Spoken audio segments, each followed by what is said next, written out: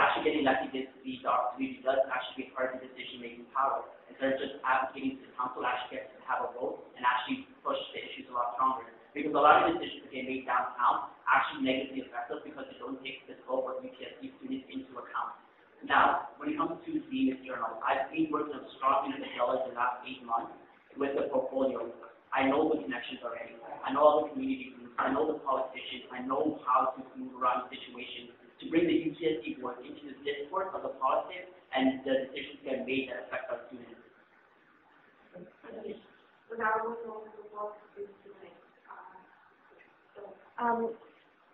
You mentioned Abdallah a lot, Juliet, as working with him, and what I know what worries me and some of the other students with this whole idea of slate is that you've already committed yourself to working with Abdallah and other members of the slate. So how would you address students' concerns that you may not be comfortable working with people that aren't from your slate?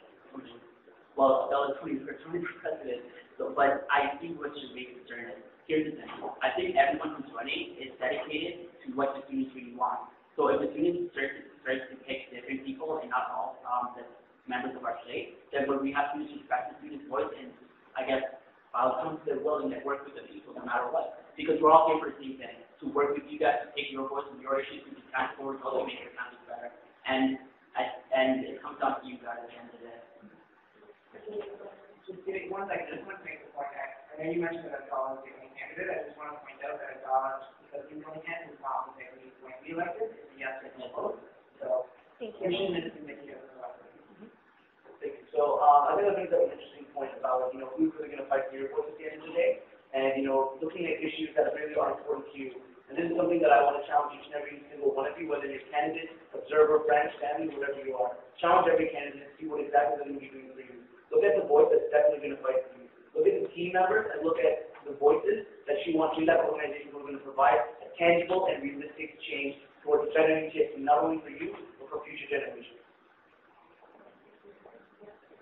Okay, this question is for Gulen. I'm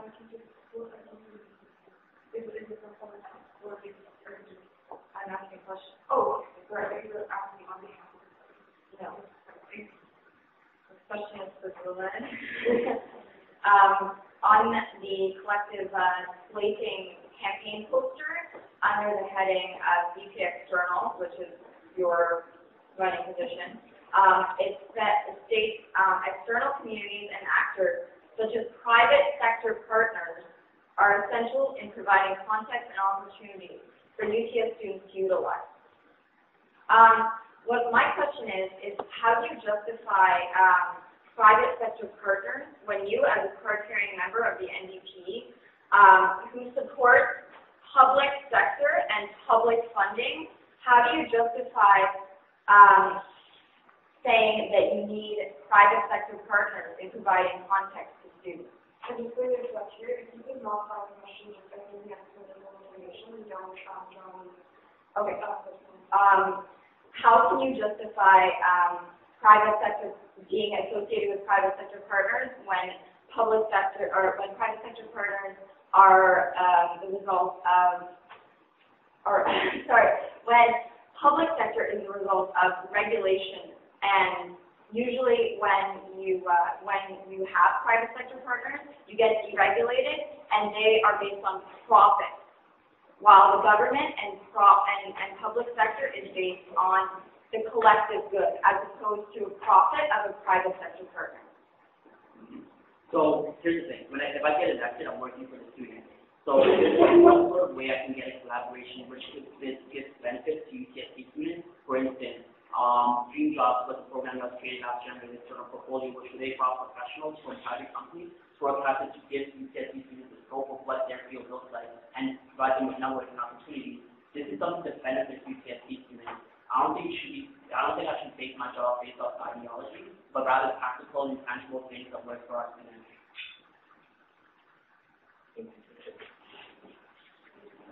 Yes, I just need to comment on that. I think that with this portfolio, there's been a lot of focus on political aspects, and there's never been a balance to this role. With my platform, when you look at what I'm bringing to the table is a balance. We're just trying to have a question. Okay. So in terms of private sector, part of my platform is to be working and looking at different corporate sponsors. Trying to draw into your platform. Okay. So working with corporate, working with corporate sponsors, like again, could benefit UTSC in terms of bringing in extra revenue sources and revenue streams that can be used for scholarships, that can be used to provide substance for clubs, use it for maybe providing big events for SCSU and for all the students at UTSC. So I think private sector is something that should be looked at. However, it shouldn't be a main focus. Nor should be the idea of a political focus. It should be a balance between the private sector, the community, and the public sector of the government. So one of the key messages that the state has been communicating is that both the VPHR and the VP Ops positions will be eliminated next year, and the VP Internal position will be created, and an executive director position will be created. So there will be no one to manage the HR function. And I've also been aware that the person doing HR for the 400 employees that we currently have will be split between several of the full-time staff. So my question is, how are you going to create more jobs and maintain the ones you currently have with no one to administer it? I'm sorry, but that's not one of our ones that we're campaigning about. And in fact, HR job applications online, I believe, right now. So if you're interested in applying for that job, they can actually go online and apply for it right now. Thank you, though. So I just want to confirm, you mentioned that by the link. Yes. Right? So it's been communicated by Gurad actually on several occasions and by Abdullah. So it's just in different places. Right. We're doing it. In the case. That is just on that. Okay. Like that's one thing we wanted to do this year, but we didn't have the chance and don't have enough time to do it. But so this is not something that we're advocating for. It's not our campaign. Okay, so yeah, what we're trying to do is remain with us around above official communications. If there's a statement released or anything, we'll try to get it off that. So, anything else? Period. Oh,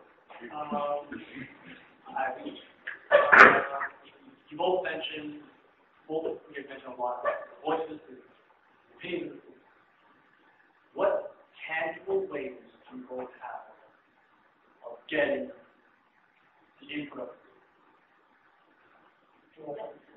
Yeah, so that's a great question. I think that accountability is a major issue with the SCSU, and I think that looking forward to being a director on the SCSU, I've seen how transparency has lacked. There's been no board minutes being posted up until recently last week.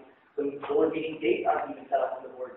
There's no AGM documents on there. I think that these are transparent issues that fall responsibility not only of the SCSU team, but it also falls out from the chair and the vice chair. And I think that we need to move forward and we need to look together as a team. And if elected, I'll make sure that transparency is there. In terms of personally, I've already dedicated myself, and I'm campaigning this, that outside of my 40 hours of where I'll be getting paid as being paid from student dollars, I'm going to take time out of my own day out of 5 hours and a week, which I believe is reasonable and realistic, campaign, attempting to outreach and talk to students. And do what I've been doing since my campaign started, asking the questions that students want. What is your concern? What is your issue right now? What is your major issue, not only overall, but with this particular issue, for example, tuition fees?